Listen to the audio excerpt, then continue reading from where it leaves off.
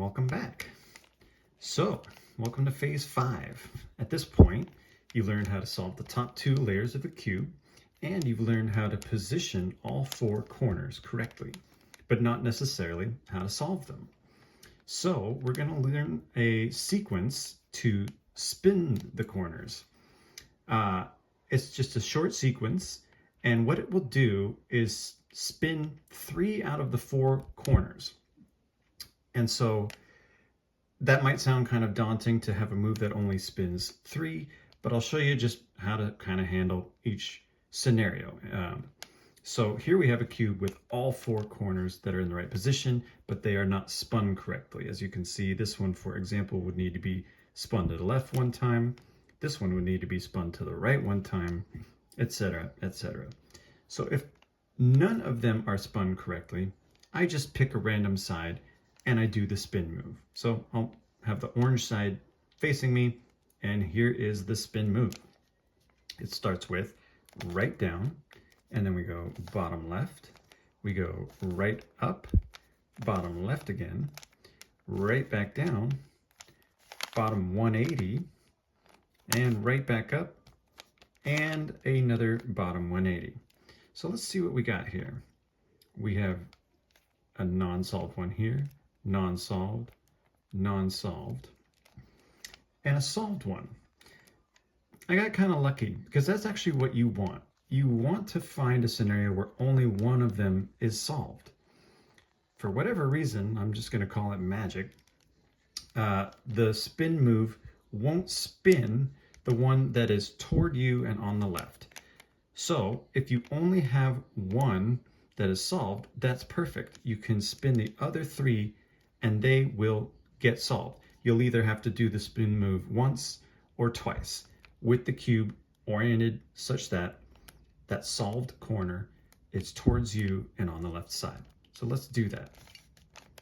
I went right down, bottom left, right up, bottom left, right back down, bottom 180, right up, bottom 180 again.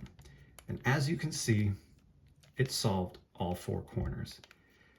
Since I got a little bit lucky there, I'm gonna do the spin move again, just so that I can go over the other potential scenarios you might run into. So what you saw was if there were no solved ones at all, I just pick a random side, and if there's only one solved one, you put it towards you and on the left, and then you're good to go. So let's do another spin move over here and see what we get. I have no solved ones. All right, well, so I'll pick a different side and I'm gonna do my spin move. And we'll see what we get.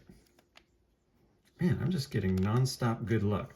I'm gonna deliberately do it wrong then. I'm gonna put this one solved one on the right front side and see what we get.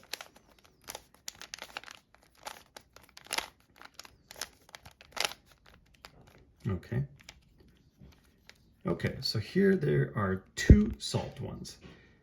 Basically, so if there are 2, they will be either adjacent or diagonally across from each other. If they're adjacent, what I do, I think it's the right thing to do, is to put them both on the right side. So here and here. So I'd have green facing me and my 2 solved ones here.